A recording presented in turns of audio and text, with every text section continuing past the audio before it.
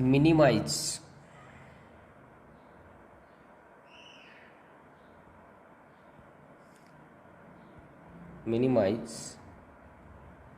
z equal to 8x plus 10y. Z equal to 8x plus 10y subject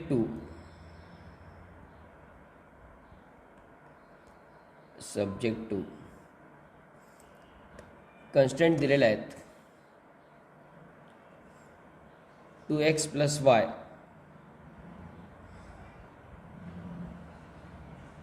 greater than equal to 7, 2x plus 3y greater than equal to 15, y greater than equal to 2, x greater than equal to 0, y greater than equal to 0. या प्रकारे function आपल्याला दिलेलं आहे आणि conditions पण दिलेल्या आहेत. हे फंक्शन मिनिमाइज करायचं आहे. यासाठी पहिल्यांदा दिलेल्या ज्या कन्स्ट्रेंट आहेत त्यांचे करस्पॉन्डिंग इक्वेशन्स आपल्याला आधी लिहावे लागतील. Equations corresponding to given constraints are equations corresponding to given constraint. दिलेल्या constraintचे corresponding equations first will 2x plus y equal to 7, second 2x plus 3y equal to 15 आणि third y equal to 2.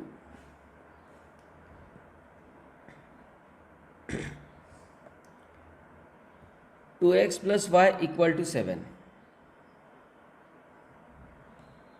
2x plus 3y equal to 15 आणि y equal to 2. तीन equations आहेत. पैकी y equal to 2 तर आपल्याला माहिती आहे line parallel to x axis, त्याचा ग्राफ डायरेक्ट काढता येईल. एकेकासाठी एक एक टेबल तयार करायचा आहे. टेबलसाठी आपल्याला 2-2 व्हॅल्यूज असल्या तरी सफिशियंट असतात हे माहीत आहे. 2 व्हॅल्यूजसाठी टेबल तयार करायचा आहे. फर्स्ट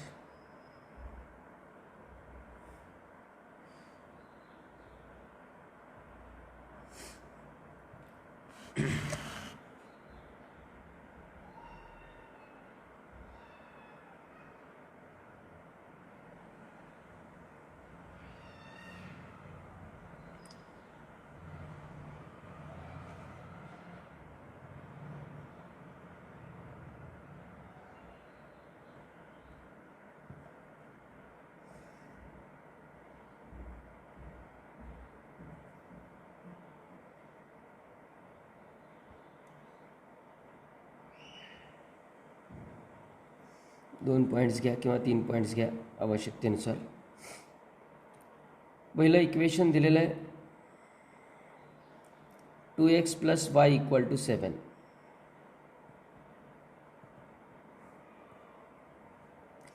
यात आपण y equal to 7 minus 2x लिहू शकतो. एक्सच्या डिफरंट व्हॅल्यूज टाका, वायच्या डिफरंट व्हॅल्यूज मिळवा.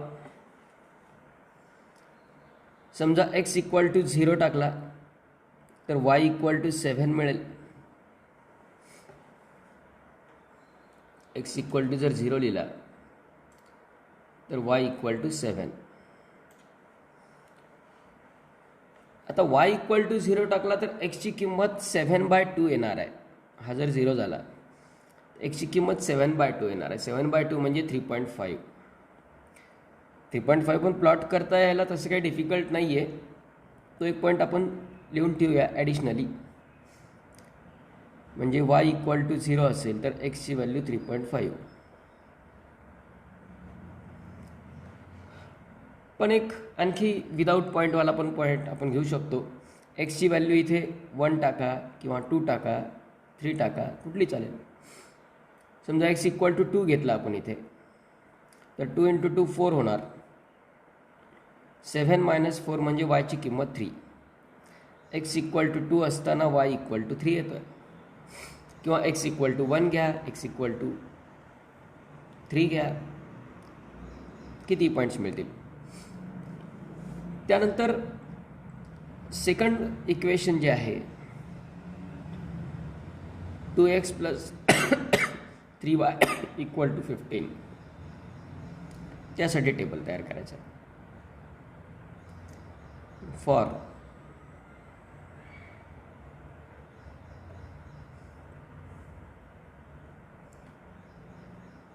To x plus 3y equal to 15,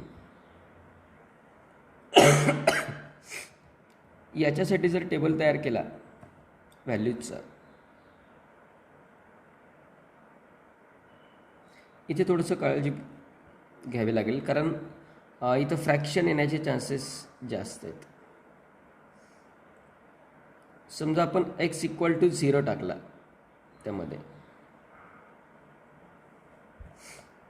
x equal to जर 0 टाकला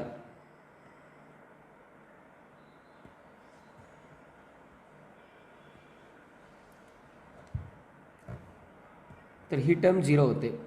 म्हणजे 3y equal to 15, y equal to येतो 5.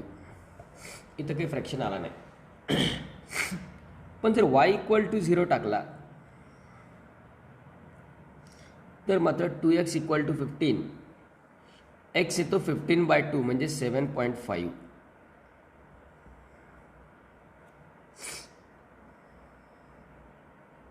x येतो 7.5, कारण y इक्वल टू 0 झाला तर 2x इक्वल टू 15, 2 इकडे डिवाइड होईल 15ला 7.5. आणखी एखादा पॉईंट आपण ॲडिशनली विचारात घेऊ शकता. काय घ्यायची value, suppose x equal to 3 घेतला, 3 कन्व्हिनियंट राहील. पहा, एक्सच्या जागी जर 3 टाकला इथे, तर 2 इंटू 3 म्हणजे 6 प्लस 3y इक्वल टू 15. हा 2 इंटू 3 6 पलीकडे जाईल, 3y इक्वल टू 15 मायनस 6 म्हणजे 9, y इक्वल टू 3 येतो आहे. म्हणजे x इक्वल टू 3 असेल तर y इक्वल टू पण 3 येतो आहे. ओके. आणि तिसरी तर condition constraint y greater than equal to 2, त्याचं इक्वेशन येणार y इक्वल टू 2. त्याचा ग्राफ डायरेक्ट प्लॉट करता येतो आपल्याला.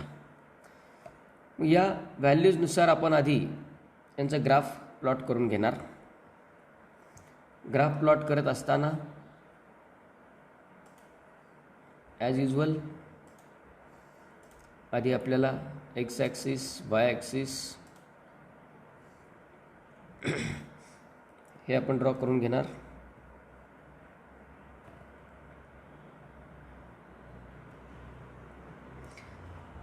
स्केल घेत असताना maximum value along x axis 7.5 आहे आणि अलॉंग वाय ॲक्सिस 7 आहे. पॉझिटिव्हच सगळ्या व्हॅल्यू आल्या आहेत. फर्स्ट क्वाड्रंटमध्येच आपल्याला राहायचं आहे. त्यामुळे आपण ग्राफ घेत असताना एक्स ॲक्सिस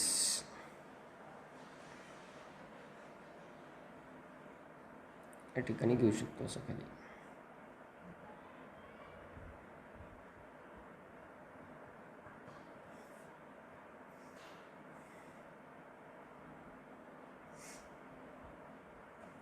आणि वाय ॲक्सिस व्हर्टिकली.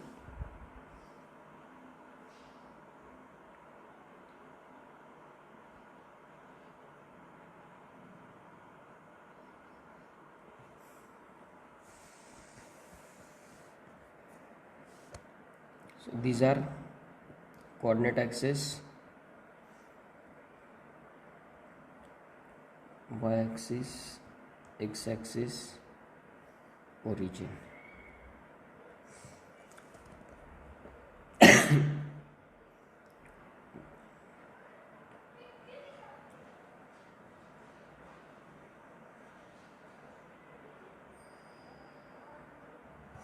दोन दोन पण घेऊ शकतो.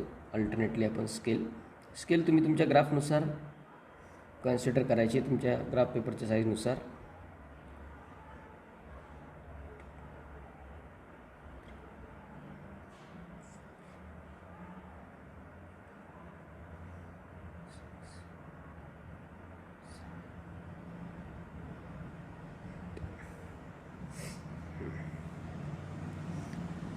वन 2 3 4 5 6 7 8.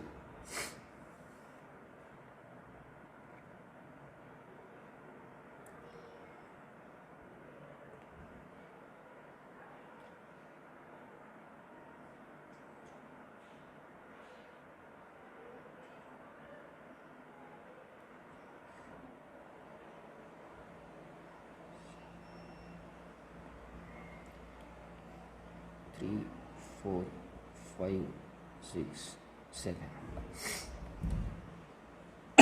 या प्रकारे आपण स्केल कन्सिडर केली. त्यानंतर पॉईंट्स प्लॉट करायचे. 0,7 2,3 फ्रॅक्शनचं बघूया नंतर. 0,7 2,3 फ्रॅक्शनचा प्लॉट जरी नसला करायचा तरी काढून ठेवायचा, कारण तो आपला कॉर्नर पॉईंट म्हणून उपयोगाला येतो, हे माहीत आहे. 0,7 आणि 2,3 हे पॉईंट जर प्लॉट केले, 0,7 हा इथे येणार वाय ॲक्सिसवरती,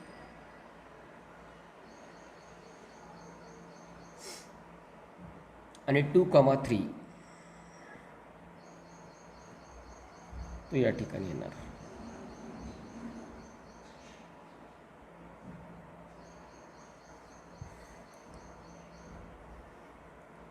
या दोन्ही पॉईंट्सला जॉईन करणारी लाईन काढायची.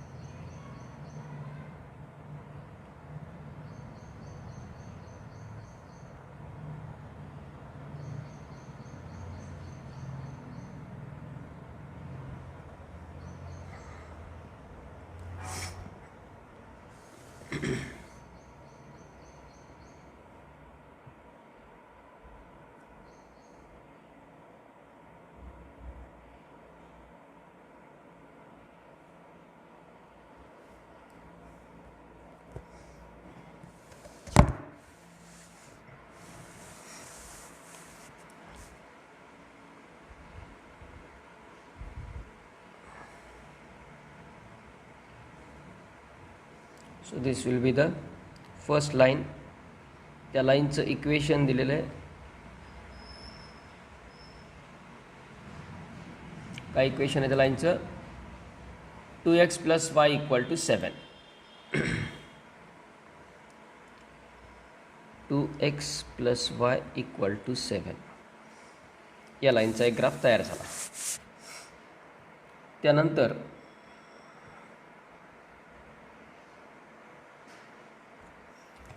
त्यामध्ये नेक्स्ट पहा, इथे 3.5ला इंटरसेक्ट होतो आहे, म्हणजे हा जो पॉईंट आहे आपल्याला लागणार आहे पुढे कॉर्नर पॉईंटसाठी येऊ शकतो एखाद्या वेळी तो 3.5, जो की आपण टेबलमध्ये तयार करून ठेवला मुद्दाम. त्यानंतर सेकंड लाईनसाठी पॉईंट काय आहेत? 0,5 3,3 0,5 3,3 0,5 हा पॉईंट इथे येणार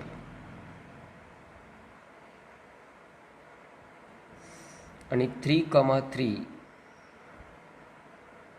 हा पॉईंट इथे येणार.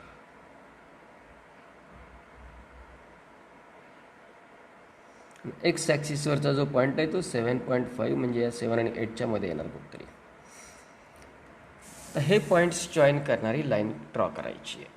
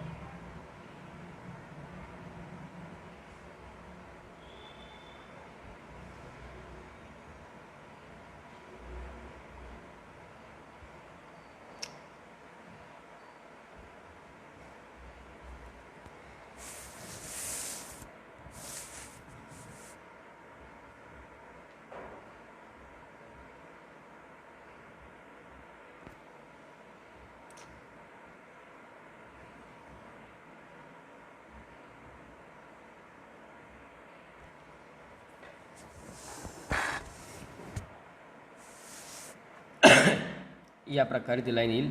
तुम्ही थोडंसं विथ स्केल प्रॉपरली घ्या. आता यामध्ये आणखी एक लाईन आपल्याला ड्रॉ करायची आहे. या लाईनचं इक्वेशन आहे 2x + 3y = 15. तर तिसरी जी लाईन आहे y = 2. y = 2 is the line parallel to x axis. x ॲक्सिसला पॅरलल असणारी ती लाईन आहे, parallel to x axis. y = 2.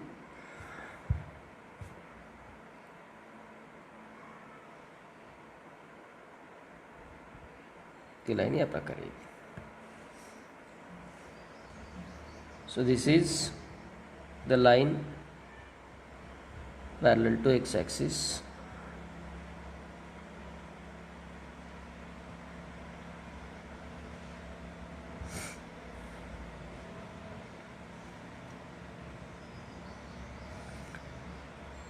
Okay, likewise आपण या सर्व लाईन्स ड्रॉ केल्या.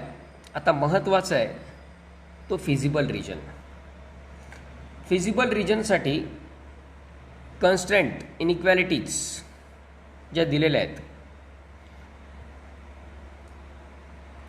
Greater than equal to, greater than equal to, greater than equal to, सगळीकडे greater than आहे.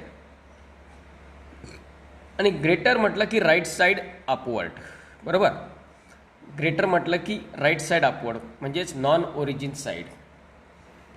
याचा अर्थ आपल्याला जो फिजिबल रिजन आहे तो या सगळ्याच लाईन्सपासून राईट साईड अपवर्ड आहे. म्हणजे या लाईनपासून इकडे जायचं आहे, या ब्ल्यू लाईन्सपासून पण इकडे जायचं आहे, आणि रेड लाईनपासून अपवर्ड जायचं आहे. म्हणजे जो फिजिबल रिजन असेल तो अनबाउंडेड तर आहेच, पण तो या प्रकारे फर्स्ट क्वाड्रंटमध्ये ग्रेटर म्हणून ह्या साईडला या लाईन 2x + y पेक्षा ग्रेटर आहे म्हणून या साईडला, नंतर इथून इकडे या ब्ल्यू लाईन्सपासून इकडे,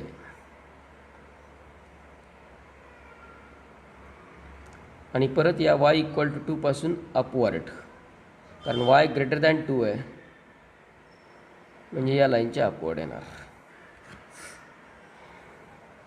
हा जो असेल तो फिजिबल रिजन जो अनबाउंडेड आहे. ओके, आता यामध्ये मेनली फिजिबल रिजनच्या नंतरची आपली नेक्स्ट स्टेज असते ती म्हणजे कॉर्नर पॉईंट डिटरमाइन करणे. तर कॉर्नर पॉईंट्स कुठे कुठे आहेत, इथून आपण स्टार्ट झालो. हा एक कॉर्नर पॉईंट आहे, त्याला आपण ए नाव देऊ. इथे एक कॉर्नर पॉईंट तयार झाला आहे, इंटरसेक्शन जिथे आहे तिथे कॉर्नर तयार होतो. हा झाला पॉईंट बी. इथे एक इंटरसेक्शन आहे, हा झाला पॉईंट सी. तीनच आहेत,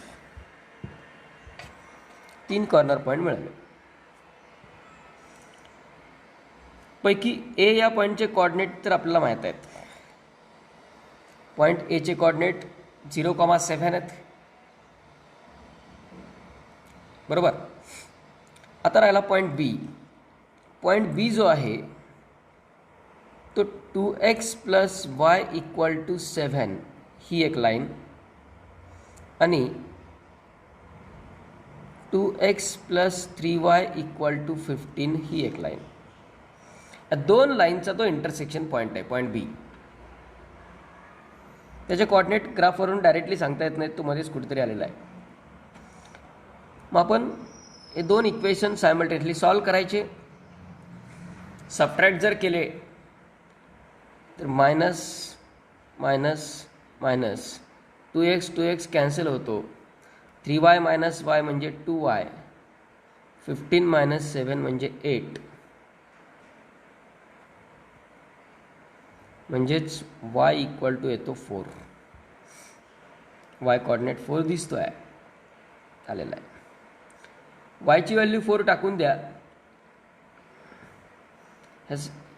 2x + y = 7 मध्ये जरी टाकला तर 2x + 4 = 7 म्हणजे 2x = 3, x येईल 3/2 म्हणजे 1.5.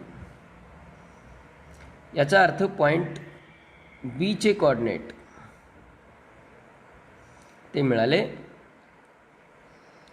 1.5, 4. 1.5, 4. त्यानंतर पॉईंट सी. पॉईंट सी जो आहे तो 2x + 3y = 15 ही एक लाईन आणि y = 2 ही एक लाईन, यांचा इंटरसेक्शन पॉईंट आहे, बरोबर आहे. मग हे जर सायमल्टेनियसली सॉल्व करायचे आहेत, कुठली लाईन? एक लाईन आहे 2x + 3y = 15 आणि दुसरी आहे y = 2. तर y = 2 म्हणजे त्या पॉईंट सीचा y कॉर्डिनेट तर कळाला 2. तो y = 2 सबस्टिट्यूट करा या पहिल्या इक्वेशनमध्ये. 2x + 3 × 2 = 15, म्हणजेच 2x = 15 - 6 तो येईल 9. x येतो 9/2 म्हणजे 4.5. म्हणजेच पॉईंट सी चे कॉर्डिनेट आले 4.5, 2. हे 3 पॉईंट कॉर्नर पॉईंट्स मिळाले. म्हणजे आपण लिहू शकतो from graph corner points, from graph corner points.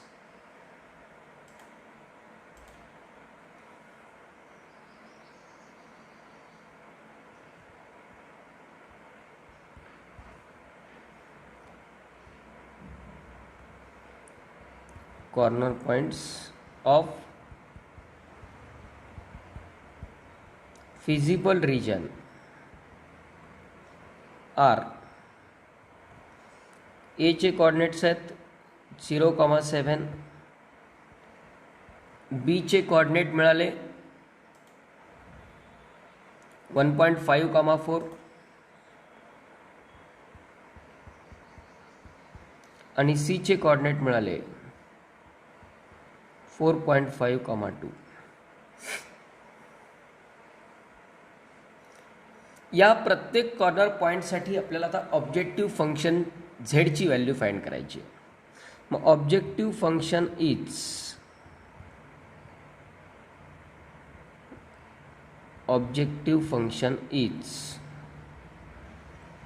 z equal to काय दिलेले ऑब्जेक्टिव्ह फंक्शन क्वेश्चनमध्ये 8x + 10y. z equal to 8x + 10y. प्रत्येक पॉईंट या झेडमध्ये टाकायचा. ॲट पॉईंट A 0,7 झेडची व्हॅल्यू 8 × 0 + 10 × 7 म्हणजे 70. At point B 1.5,4 z equal to 8 × 1.5 + 10 × 4. 8 × 1.5 म्हणजे किती येतो बघा 20 बरोबर आहे. Sorry 12 + 40 equal to 52. At point C 4.5,2 z equal to 8 × 4.5 + 10 × 2. 8 × 4.5 म्हणजे 36 + 20 इक्वल टू 56. ह्या तीन पैकी मिनिमम व्हॅल्यू किती आहे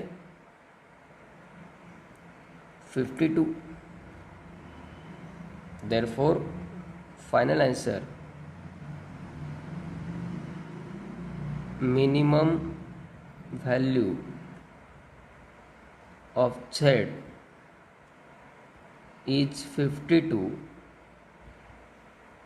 at point 1.5, 4. That is the required answer.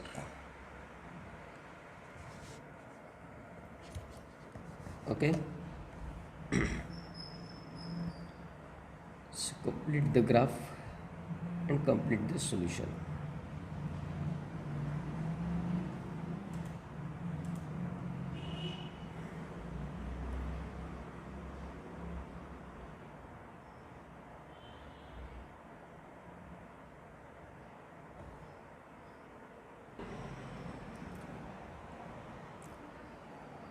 या क्वेश्चनमध्ये आपल्याला फक्त आता फाइंड करायचं आहे find the feasible solution of the following in equations graphically. In equations दिलेले आहेत x - 2y ≤ 2, x + y ≥ 3,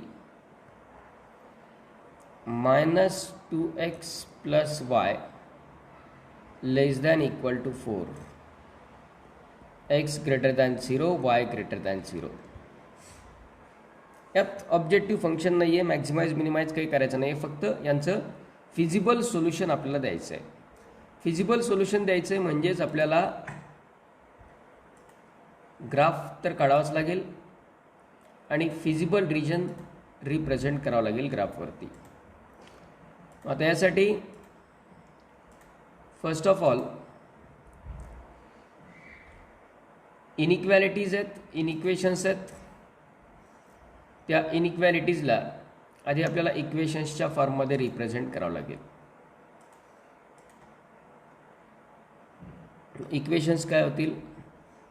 equations corresponding to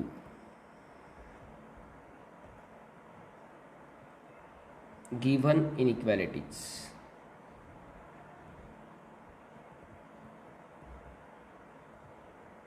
are x minus 2y equal to 2, x plus y equal to 3 आणि minus 2x plus y equal to 4. वाटल्यास आपण तिन्हीचं एकत्र असं table पण बनवू शकतो. थोडंसं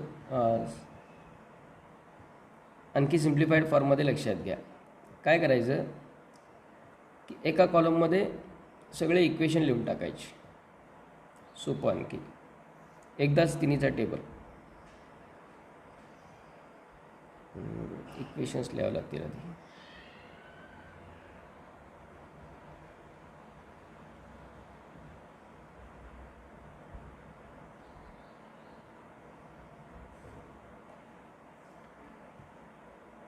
पहिल्या कॉलममध्ये सगळ्यांचे इक्वेशन्स लिहून टाकायचे.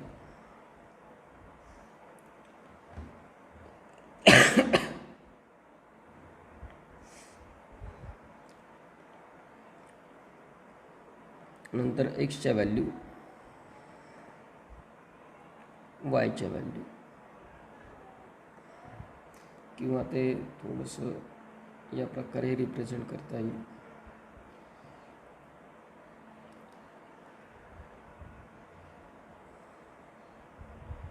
हे एक इक्वेशन, दुसरं इक्वेशन, तिसरं इक्वेशन, आणि त्यात x y x y x Y असं करायचं. थोडंसं आणखी कन्व्हिनियंट करू. म्हणजे काय होणार? पहिली इनइक्वॅलिटी इथे लिहिणार आपण, x minus 2y equal to 2, x plus y equal to 3 आणि minus 2x plus y equal to 4. थोडंसं सोपं जाईल. ओके. त्यानंतर आता यामध्ये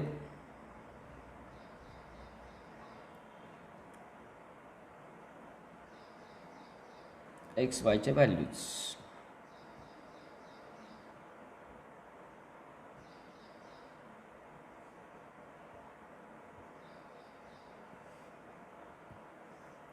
x y x y x y. समजा एक्स इक्वल टू 0 टाकला तर वाय इक्वल टू काय येतो आहे? इथं एक्स इक्वल टू 0 टाका. मायनस 2y इक्वल टू 2 म्हणजे वाय इक्वल टू -1. त्यानंतर वाय इक्वल टू 0 टाकला तर एक्स इक्वल टू 2. 2 पॉईंट मिळाले, काम संपलं. पुढे इथं एक्स इक्वल टू 0 टाकला, y equal to 3, y equal to 0 टाकला, एक्स इक्वल टू 3. इथं एक्स इक्वल टू 0 टाकला तर वाय इक्वल टू 4 आणि वाय इक्वल टू 0 टाकला तर मात्र एक्स इक्वल टू -2. येऊ द्या निगेटिव्ह, हरकत नाही. -1 -2 हे पॉईंट्स आपल्याला ग्राफवरती आता प्लॉट करायचे. तुम्ही अशा प्रकारे पण टेबल बनवू शकता एकत्रितपणे. आता ग्राफ प्लॉट करत असताना खूप काही मोठमोठ्या व्हॅल्यू आलेल्या नाही आहेत, त्यामुळे आपल्याला निगेटिव्ह साईड पण घ्यायला हरकत नाही काही.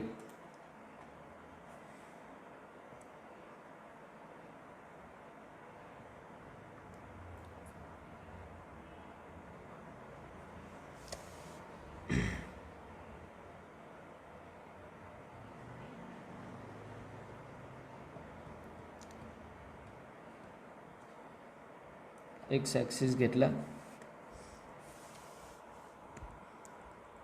त्यानंतर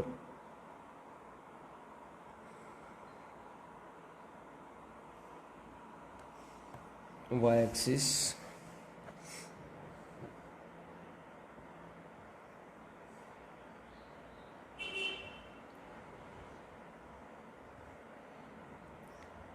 0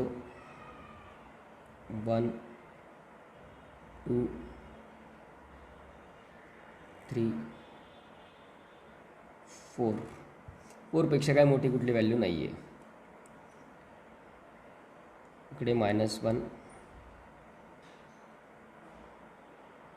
-2 1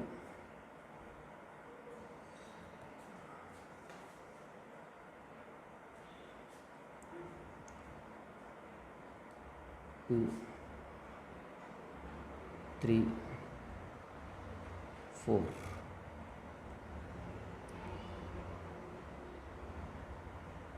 -1 -2. ओके. आता हे पॉईंट्स जर प्लॉट केले आपण ग्राफवरती, फर्स्ट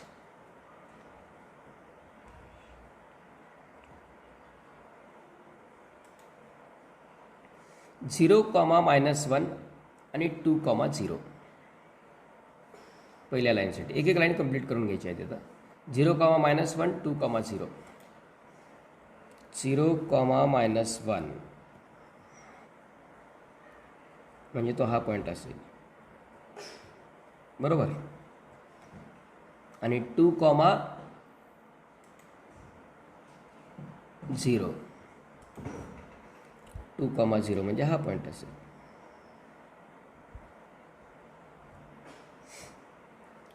हे पॉईंट्स जॉईन करणारी लाईन ड्रॉ करायची.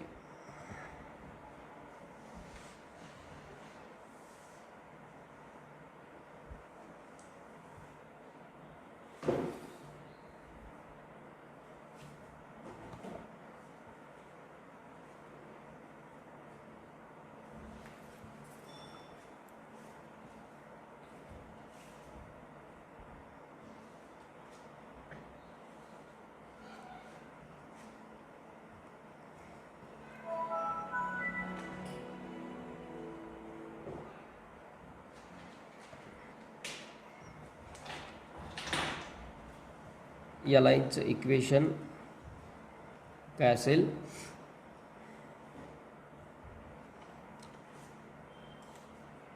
x - 2y = 2 x - 2y = 2 ही एक लाईन. सेकंड 0, 3 3, 0 0, 3 3, 0 0, 3 3, 0 म्हणजे हा एक पॉईंट असेल आणि हा एक पॉईंट असेल. यांना जॉईन करणारी लाईन.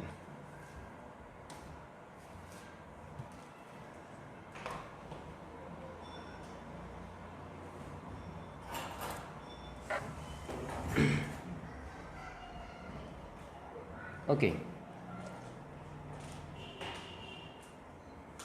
x + y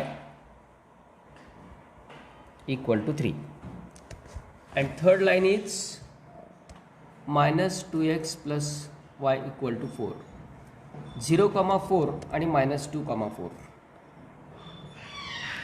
0, 4 म्हणजे या ठिकाणचा पॉईंट.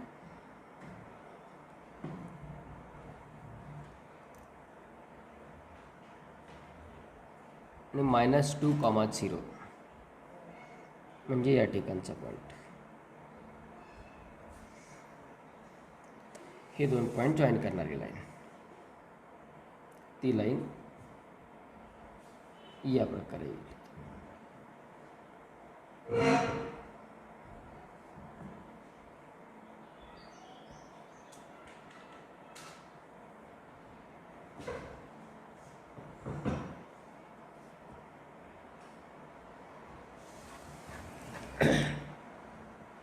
इथे आपल्याला ही लाईन थोडी एक्सटेंड करायला लागेल. एक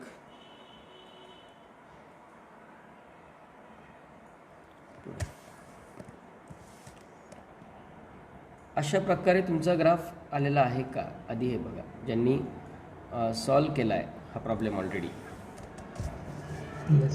बरोबर आहे. ह्या लाईनचं इक्वेशन -2x + y = 4 म्हणजे ग्राफिंगमध्ये कुठे प्रॉब्लेम नाही आहे. आता मेन प्रॉब्लेम आहे तो फिजिबल रिजन दाखवण्याचा. त्याच्यात काय होतं, आपली right side upward, left side downward हा जो क्रायटेरिया आहे तो अशा ठिकाणी फेल जातो.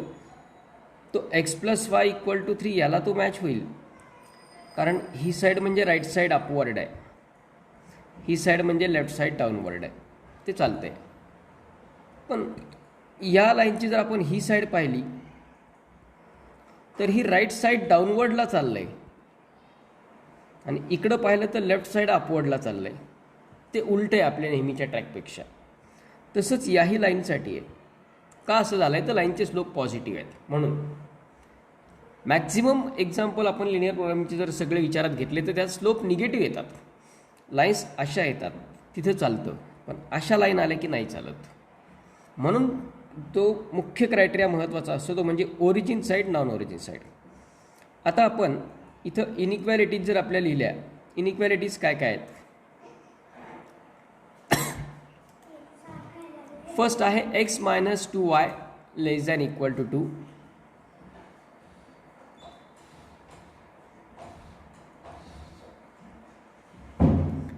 सेकंड आहे x plus y greater than equal to 3.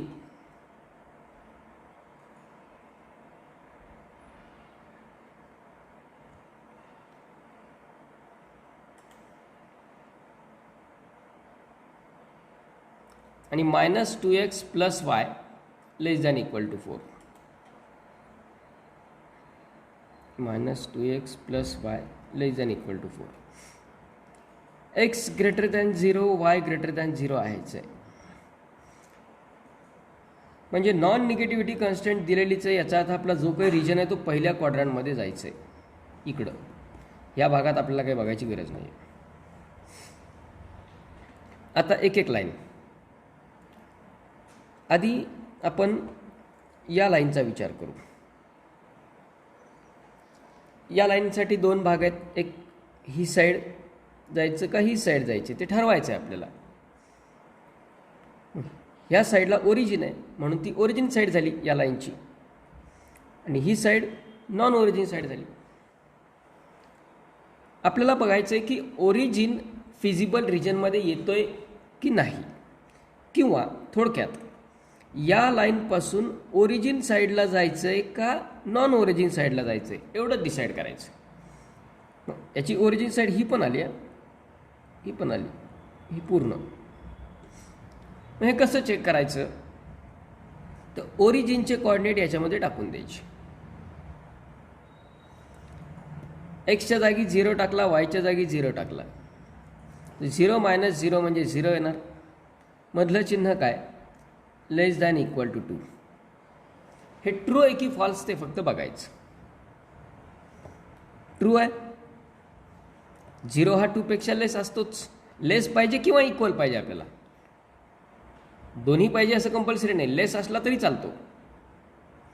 0 हा 2 पेक्षा लेस असतोच, आहेच, म्हणजे हे ट्रू आहे. याचा अर्थ आपल्याला या लाईनपासून ओरिजिनकडे जायचं आहे. या लाईनपासून ओरिजिनच्या साईडला जायचं आहे. क्लिअर, हे लक्षात ठेवायचं. वाटल्यास आपण याला एक रफली दिशा देऊन ठेवू की या लाईनपासून ओरिजिनकडे जायचं. त्यानंतर दुसरी लाईन आहे x plus y greater than equal to 3. याला आपला जुना क्रायटेरिया चालतोय, पण यालाही आपण ओरिजिनकडे जायचं का नॉन ओरिजिनकडे जायचं ते डिसाईड करू. यात जर आपण 0,0 टाकला तर 0 plus 0 0 greater than equal to 3. हे बरोबर आहे का? 0 हा 3 पेक्षा मोठा आहे किंवा इक्वल आहे? नाही आहे, बरोबर. म्हणजेच या लाईनपासून ओरिजिन साईडला जाता येईल का आपल्याला? नाही. तर या लाईनपासून नॉन ओरिजिन साईड म्हणजे इकडं जायचं आहे, बरोबर. आणि आता तिसरी लाईन, ही लाईन, त्याची ही कंडिशन, त्यात ओरिजिन टाका. याही लाईनपासून आपल्याला इकडे यायचं आहे का पलीकडे जायचं आहे ते डिसाईड करायचं. ओरिजिन साईड, कारण 0 टाकला तर 0 + 0 0 < 4 हे ट्रू आहे, म्हणजे ओरिजिन साईडला यायचं आहे, याचा अर्थ इकडे यायचं आहे.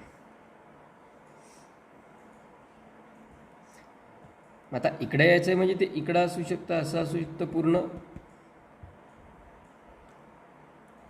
पण इकडं जायचं नाही आहे. ओके, आता ह्या सगळ्यांचं एकत्रितपणे सॅटिस्फॅक्शन करणारा रिजन आपला पाहिजे. त्यातून हे दोघं जण तर राहायचे आहेत परत, x > 0 y > 0, म्हणजे आपल्याला फर्स्ट क्वाड्रंटमध्येच राहायचं आहे. याचा अर्थ या लाईनपासून जरी इकडे यायचं असलं तरी हा पोर्शन घेता येईल का? येईल का? नाही, हा पोर्शन घेता येणार नाही.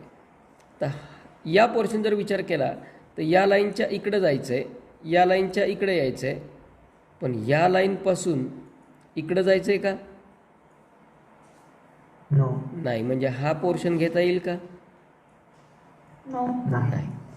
आपल्याला या लाईनपासून इकडे यायचं आहे, पण हा पोर्शन नाही घेता येणार, कारण फर्स्ट क्वाड्रंटमध्ये नाही आहे. म्हणजे रिजन कसा होणार तो या लाईनसाठी?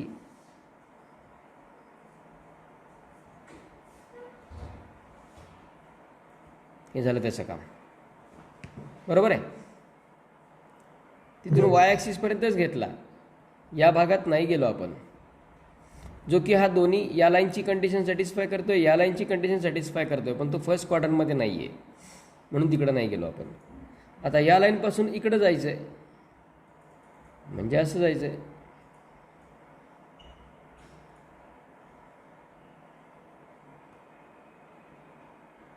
आणि परत आता तिसरी लाईन आली, तिसऱ्या लाईनपासून वरतीच जायचं आहे, म्हणजे इकडं. हा असेल तो फिजिबल रिजन.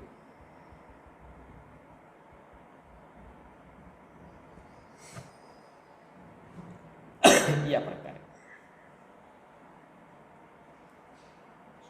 ओके, लक्षात आलं? Sum of the conditions from this LPP आणि काही आणखी कीवर्ड्स आहेत जे आता जरी स्किप्ड असले तरी CET-साठी वगैरे तुम्हाला थेरॉटिकली ते माहिती असणं गरजेचे आहेत.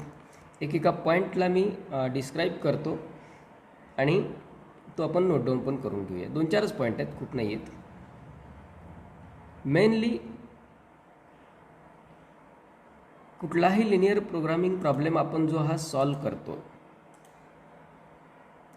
त्यावेळी त्याच्या ऑब्जेक्टिव्ह फंक्शन z याची मॅक्झिमम किंवा मिनिमम व्हॅल्यू आपण फाइंड करतो. ओके, मॅक्झिमम किंवा मिनिमम असं प्रत्येक वेळी म्हणण्याऐवजी त्याला इन जनरल म्हटलं जातं ऑप्टिमम व्हॅल्यू. ऑप्टिमम व्हॅल्यू, ऑप्टिममचा अर्थ होतो it may be maximum, it may be minimum. Extreme value जी असते ती मॅक्झिमम असेल किंवा मिनिमम असेल, that is called optimum value. Okay, मग आता जी झेडची व्हॅल्यू येते, ऑब्जेक्टिव्ह फंक्शनची व्हॅल्यू येते, that value is called optimum value. आणि ती ज्या पॉईंटला येते, एक्स आणि वायच्या ज्या व्हॅल्यूसाठी येते त्याला म्हटलं जातं ऑप्टिमम सोल्युशन. ऑप्टिमम व्हॅल्यू आणि ऑप्टिमम सोल्युशन. ऑप्टिममचा अर्थ काय? Either maximum or minimum. तो क्लिअर करा आधी. ह्याच्यात 2 थिंग्स आहेत डिफरंट. एक म्हणजे ऑप्टिमम व्हॅल्यू आणि दुसरं म्हणजे ऑप्टिमम सोल्युशन. ऑब्जेक्टिव्ह क्वेश्चन्समध्ये याच्यावरती कन्फ्युजन क्रिएट होतं.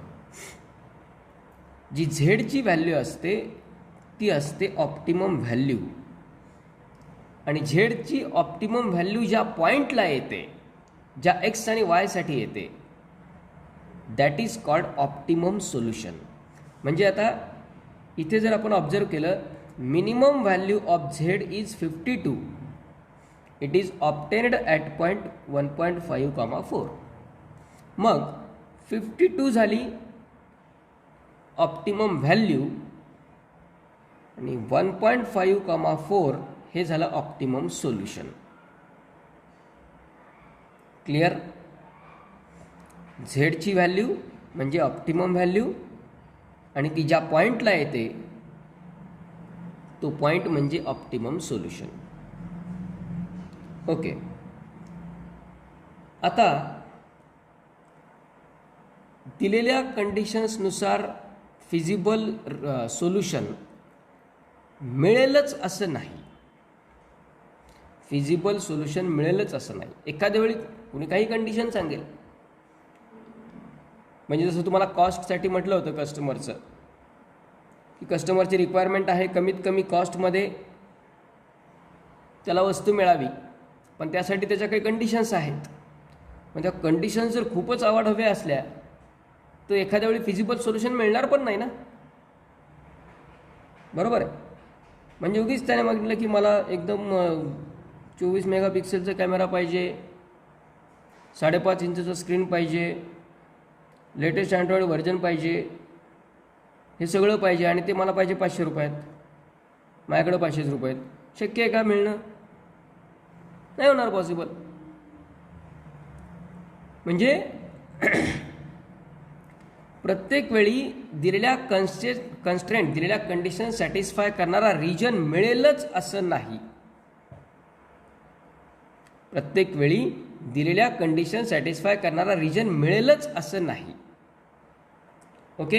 एखाद्या वेळी असंही घडू शकतं एखाद्या लिनियर प्रोग्रामिंग प्रॉब्लेममध्ये की the objective function has no feasible solution. Okay.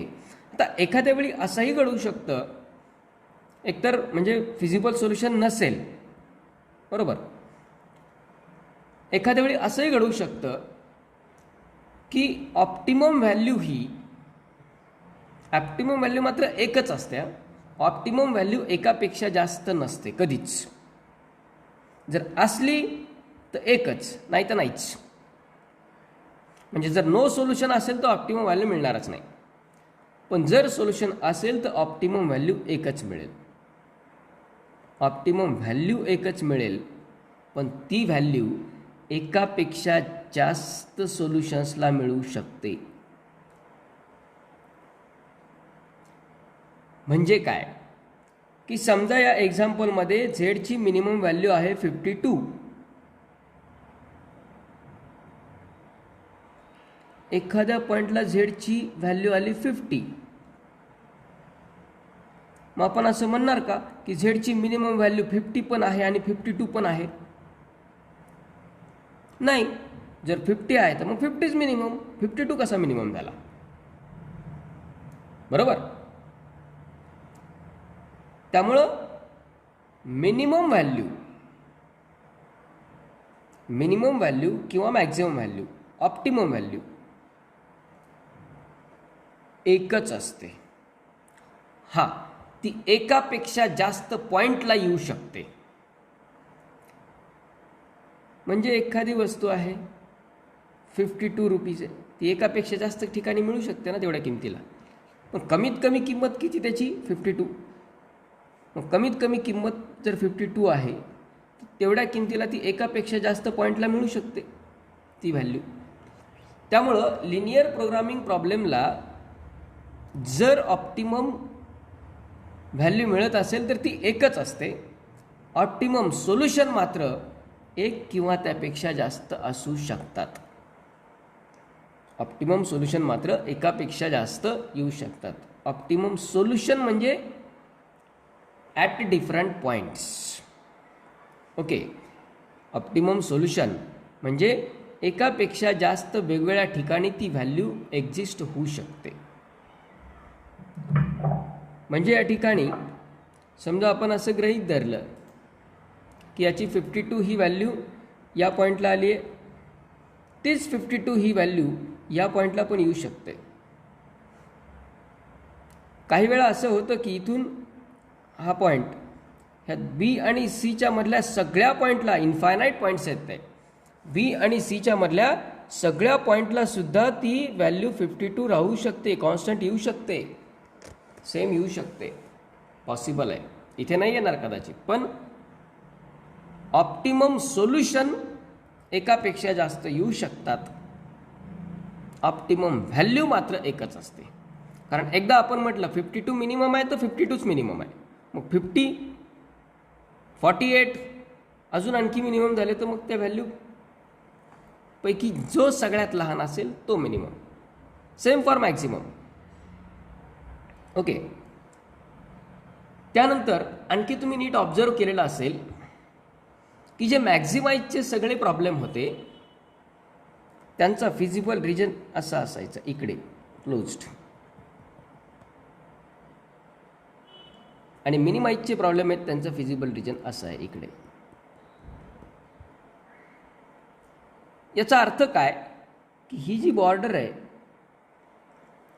ह्या बॉर्डरपासून ते फंक्शन इकडे वाढत जात आहे. आणि त्याचा मिनिममसाठी ही बॉर्डर आहे, त्याने इथून इकडे यायचं नाही, इथून इकडे यायचं नाही, कारण हे पॉईंट फिजिबल नाही आहेत.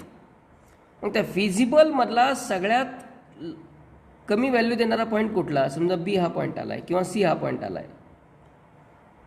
हे त्याचं प्रॅक्टिकली मिनिंग आहे ग्राफिकली. आता अशा फंक्शनची जर तुम्ही मॅक्झिमम व्हॅल्यू शोधायला लागले, तुम्ही असं म्हणणार की हे झेड आहे, मग याची मिनिमम व्हॅल्यू किती आली आहे? 52 आली आहे. मग मॅक्झिमम किती? 70 ॲट पॉईंट 0,7. नाही म्हणता येणार असं. का?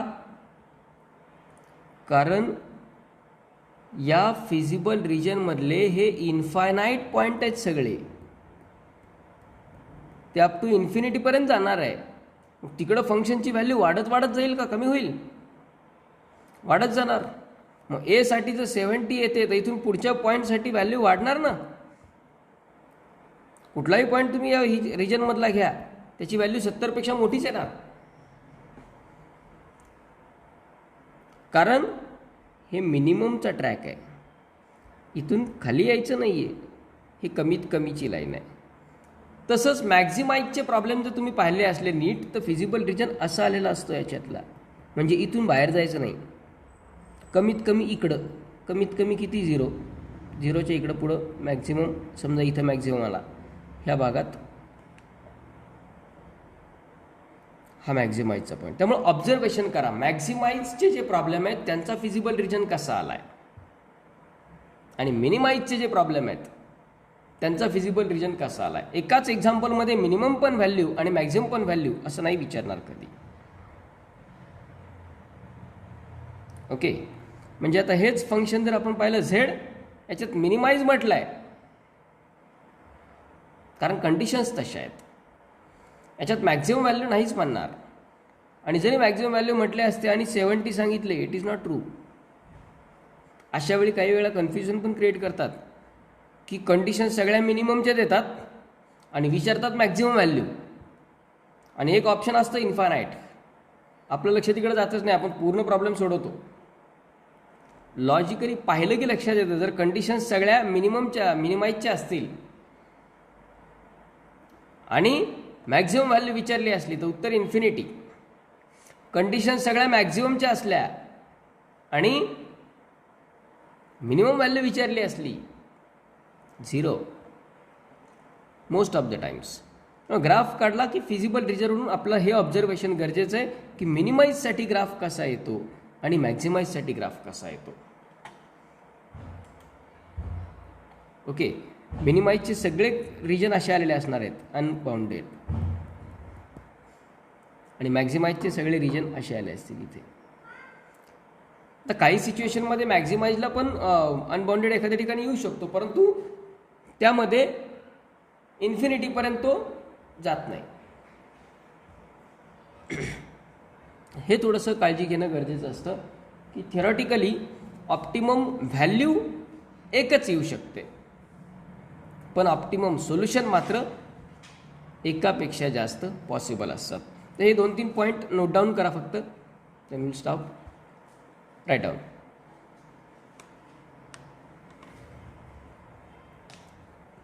In a linear programming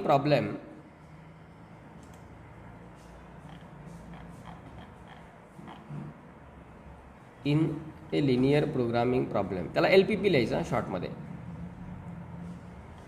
LPP. The maximum or minimum value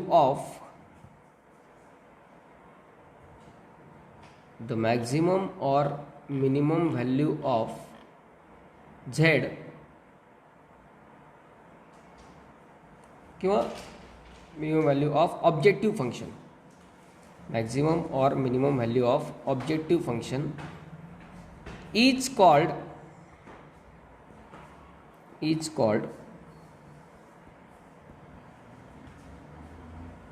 optimum value,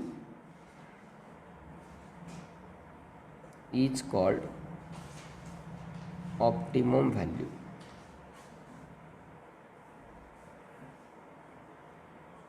Full stop. Number 2, the points at which the points at which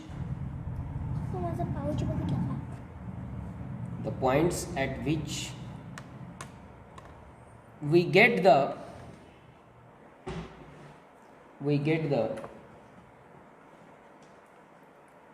optimum value,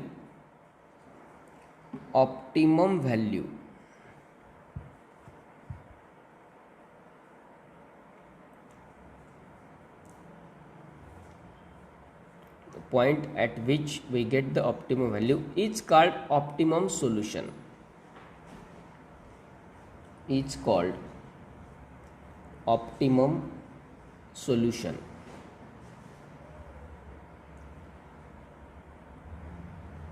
Full stop.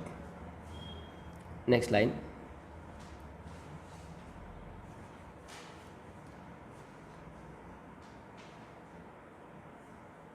If for the LPP,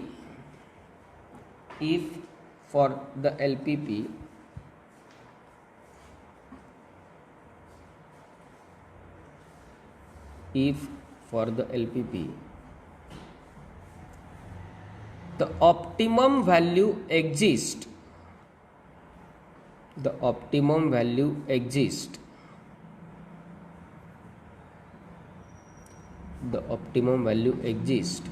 then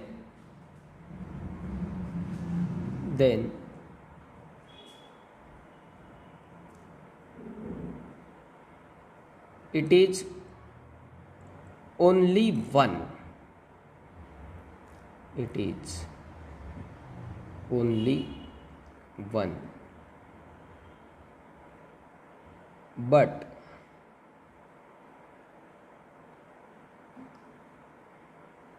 But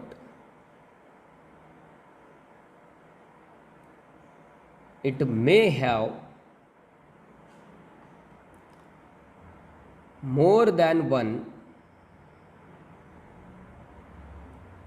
optimum solutions.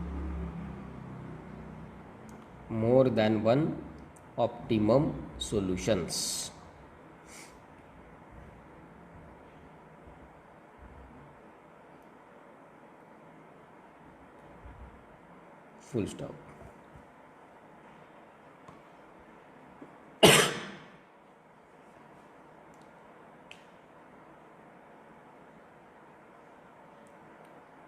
लक्षात आलं optimum value कशाला म्हणायचं, optimum solution कशाला म्हणायचं, आणि optimum solutions हे एकापेक्षा जास्त असू शकतात, ऑप्टिमम व्हॅल्यू मात्र एकच असते. हे काही महत्त्वाचे पॉईंट्स लक्षात घ्यायचेत आणि ग्राफवरचे ऑब्झर्वेशन्स व्यवस्थित ठेवायचेत. आता फर्दर सेक्शनमध्ये आपण प्रॅक्टिकली हे पाहणार आहे की नेमकं हे लिनियर प्रोग्रामिंग काय, त्याचं ॲप्लिकेशन यूज काय. कुठलाही सेक्टर घ्या, कुठली फील्ड घ्या ज्याच्यामध्ये याचा तुम्हाला वापर करता येऊ शकतो. खूप चांगला ग्राफिकल टूल आहे. यासाठी लिनियर प्रोग्रामिंगचे प्रॉब्लेमचं फॉर्म्युलेशन कसं करायचं, हे मॅथमॅटिकल फॉर्म्युलेशन कसं करायचं हे आपण फर्दर सेक्शनमध्ये पाहणार आहेत. या ग्राफिकल सोल्युशन्सची व्यवस्थितपणे एकदा प्रॅक्टिस आउट करून घ्या. ओके. सर उद्या एक्झाम LPP वरती असेल का theorem set line? Just minute.